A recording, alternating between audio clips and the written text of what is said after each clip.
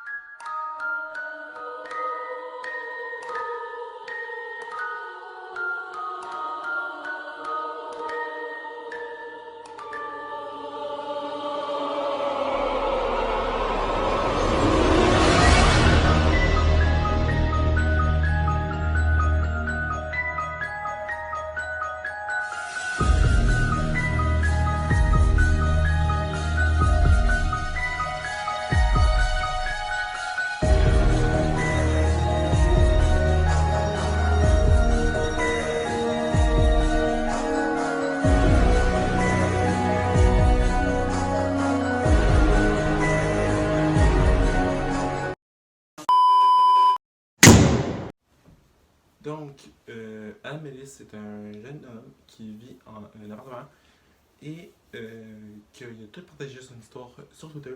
Malheureusement, je ne peux pas avoir toutes les informations parce que ça fait vraiment longtemps. Donc, vous pouvez faire vos recherches par vous-même, mais ce que je vais vous raconter, c'est vraiment l'essentiel de ce qui est arrivé. Donc, Adam était dans son lit et il a senti qu'il ne pouvait plus bouger, qu'il est en train de vivre ce qu'on appelle une paralysie du sommeil.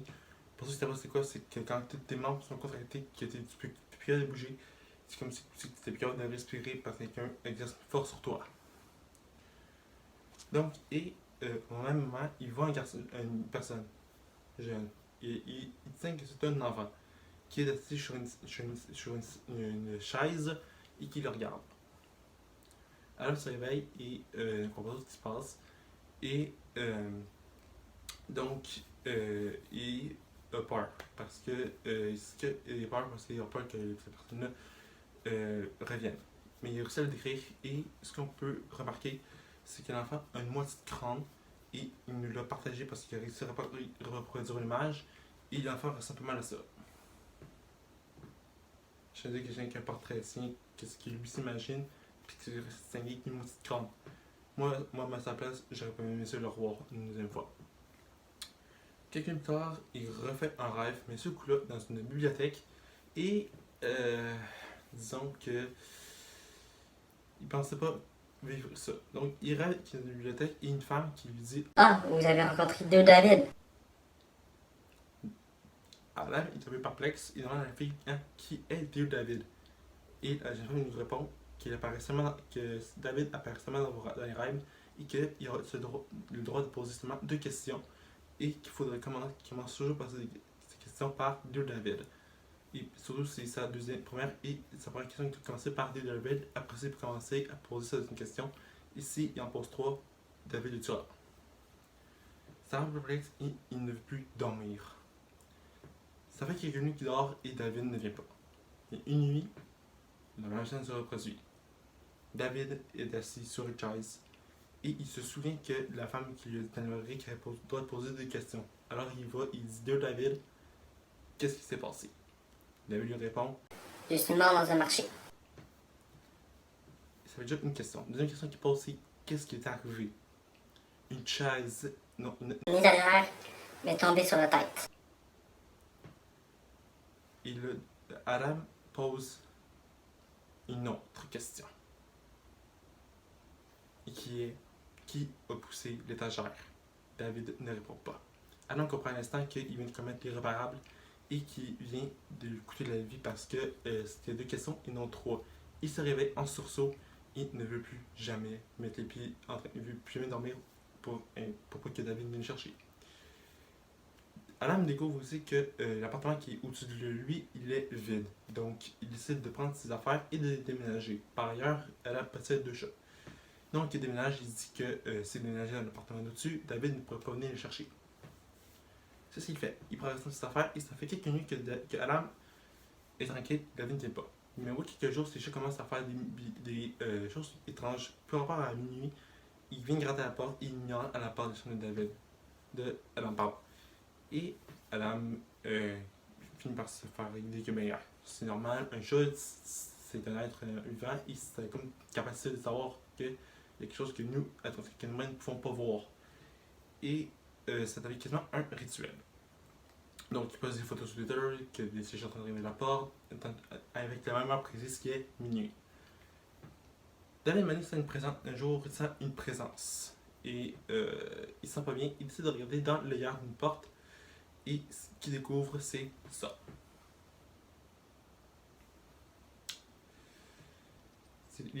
Je disais que Alam avait partagé tout ça sur Twitter. Donc, les followers qui le suivaient lui disaient que plus qu'on zoomait, plus qu'on pouvait distinguer un visage.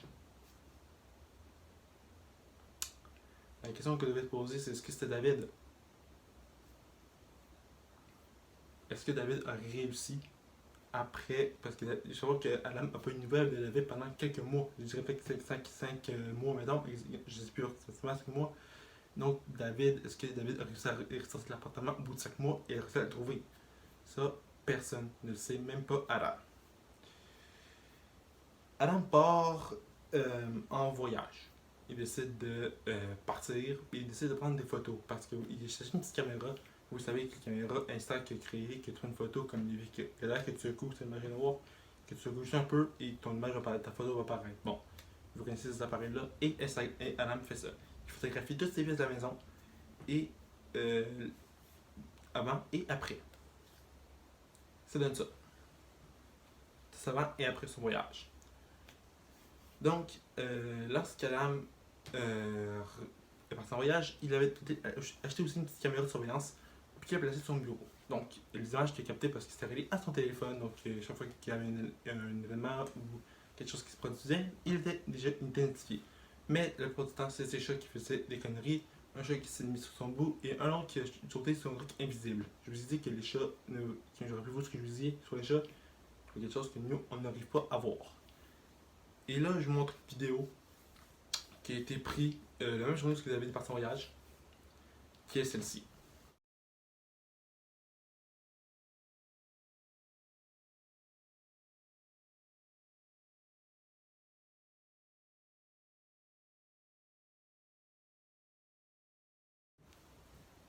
Donc, ben, vous l'avez vu, la chaise littéralement bougeait. Donc, c'est signe que David était très bien présent cette journée-là. David alors retourne dans son appartement et il refait un rêve. La première fois, c'est David. Mais ce coup-là, David n'est pas dans sa chambre. Au contraire, il le traîne. Dans une espèce de hangar avec une chaise verte. Une espèce de sous-sol, une espèce de bâtiment avec une chaise verte. C'est ce qu'on découvre. Et c'est ce qu'il a découvert en fait un peu. Et c'est pour ça que c'est la raison pourquoi il y avait la chaise était là. Il bougeait. C'était parce que Alam avait fait un rêve et que David traînait dans un hangar avec une chaise verte. Fait que je pense que ce que Alam voulait dire, c'est que David lui fait passer un message en disant prends la chaise verte, la ramène là et je arrêterai de tenter. Et lorsque Alam se fait réveiller, il avait une brûlure sur le bras. C'est pour ça qu'il a récupéré la chaise verte. Et c'est pour ça que vous avez vu dans la vidéo que la chaise verte elle bouge seule.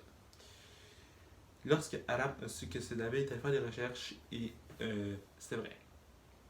Il y a eu un petit temps. Il était tapé David, tête, enfin, du crâne. Il a fait des recherches et c'est vraiment c'est fou parce que c'est vraiment vrai. Un garçon est décédé à cause qu'une chaise, une étagère lui est tombée sur la tête. Donc, c'est vraiment une vie qui est arrivée à Alam parce que il n'a plus jamais revu David, il était hanté par David et c'est arrivé. Donc, voilà. Donc, une nuit, Adam se réveille dans son lit et David est là, sur la chaise en question. Mais ce que là, David se lève et vient près du visage de David, près du visage d'Adam. Et c'est comme si que David était sur Adam et il dit, regarde, moi je m'en fous, je vais prendre des photos. Et il décide de prendre son téléphone, il prend des photos. Au moins s'il meurt, il y aura une preuve qu'il était victime d'un fait paranormal et qu'un fantôme l'a tué. Donc, et Adam se réveille en sursaut, il se souvient qu'il a pris des photos, il prend son téléphone et ce qu'on découvre, c'est ça. Fuck. David a vraiment existé. C'est-à-dire que David est dans un mort et il traversait dans l'autre. C'est comme si que Adam et lui étaient liés, littéralement. Donc, Adam a réussi à revenir à David dans notre monde. C'est vraiment débile. Alors, on se parle, l'histoire est terminée, mais je ne sais pas comment ça s'est terminé, parce que j'ai pas vraiment eu les infos de ça.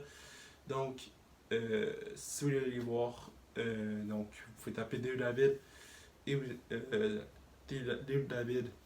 Adam Harris, vous allez peut-être avoir un peu une histoire au complet. Donc, c'est vraiment une histoire vraie, une histoire vraiment paranormale qui est arrivée. C'est vraiment ce qui est arrivé à David parce que c'est vraiment une paranormale, c'est vraiment empêché de jouer, de vivre normalement parce qu'il était hanté par ce petit garçon qui avait une moitié de crâne, puis honnêtement, qui veut rencontrer ce gars-là. Ça, moi, ça tente pas. Donc, voilà.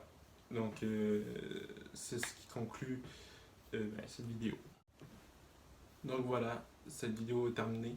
Si tu as aimé, like, comment, partage autant chaîne, c'est gratuit. Dis-moi en commentaire si tu veux d'autres histoires d'horreur, même des histoires paranormales. Donc, moi ça me fera plaisir de en faire. Je peux pas ça pour mal faire, c'est juste que plusieurs youtubeurs font ça. Donc j'avais un peu toussé, tester le terrain. Et. C'est quoi cette merde? Fuck.